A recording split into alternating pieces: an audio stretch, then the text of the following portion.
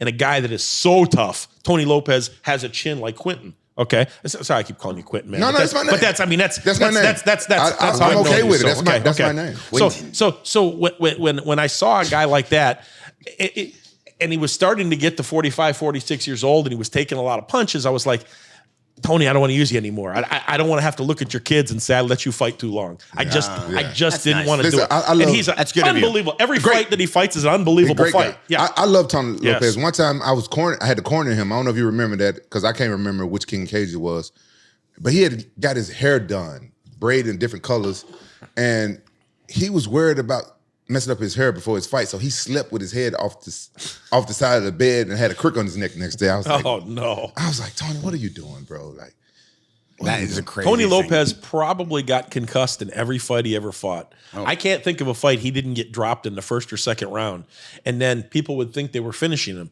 and he was just getting started.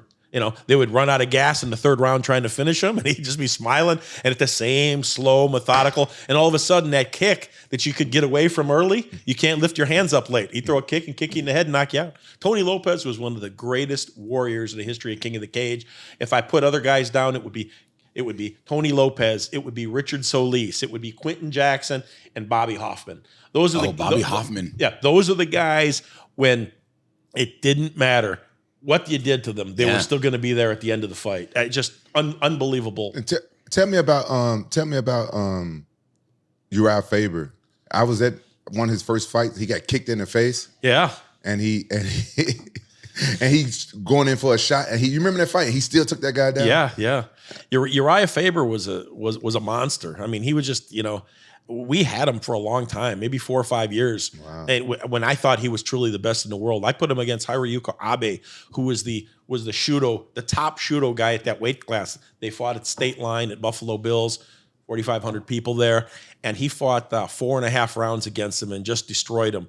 And then he fought Bibiano Fernandez, who a lot of people thought was going to be the next best in the world. It was kind of like an Arona. It was kind of like your fight with Arona.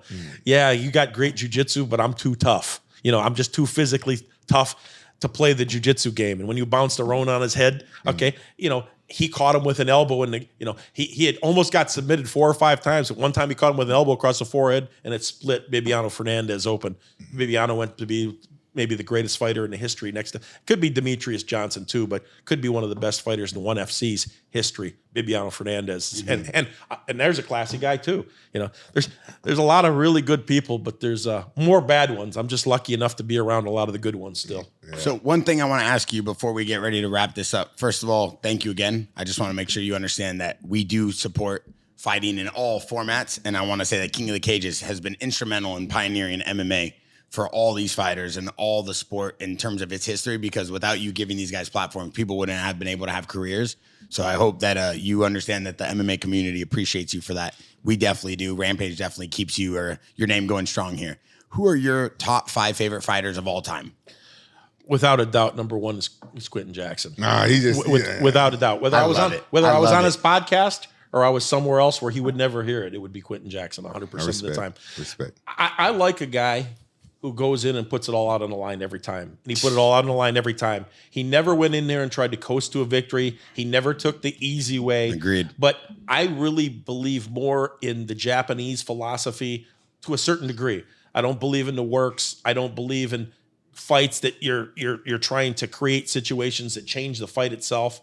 But I do believe in the fact that in the end, the guy who goes out and is the most entertaining guy, this is entertainment before it's fighting. Like, if fighting is great, but fighting with entertainment, I mean, think about it.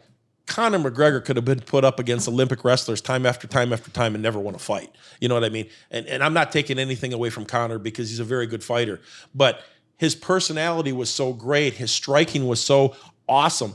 To watch him go out and do the things that he did, the UFC, the new group of the UFC didn't understand that in the early days. They would have screwed him up in the early days. But when they got to the point where they understand that a guy that's marketable, now they got that guy Patty, and they had the other guy. They have a few characters now in the UFC that they can actually market around.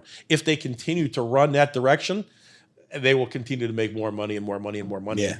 But I think they missed it really in the early days. I saw it in Quentin. I saw it in crazy horse. Bobby Hoffman was the bad seed. I mean, who would call themselves the bad seed? Bobby Hoffman.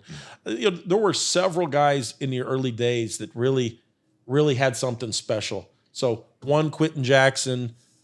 2 would probably be Crazy Horse. 3, Javi Vasquez. I thought he was the best in the world at 155 pounds while he was there, without a question. I had a fight scheduled with him and not Sakurai, Ruminasato, I believe it was. And no, I think it was Sakurai. No, it was the other guy. It was one of the Japanese fighters that was up there. And then I lost that fight because they put BJ Penn against him. No. I almost had the BJ Penn fight with Javi Vasquez in the UFC, and I lost that one too. But I thought Javi Vasquez in his prime was the best 155 pounder in the world, without a question. I liked Ludwig. I liked Bang Ludwig. Yeah. His excitement level and his ability to look like Opie, like your next door neighbor kind of white boy that you'd pick on in school. He was a bad dude. He did that crane. He did the crane against Shad Smith in King of the Cage. Yeah. And he really was a Boss Rutan protege. He fought like Boss Rutan. He just believed that in the end he'd get a chance to get back to his feet and kick you in the head and knock you out. And then probably 5th, believe it or not, there was a guy named Ernie Perea.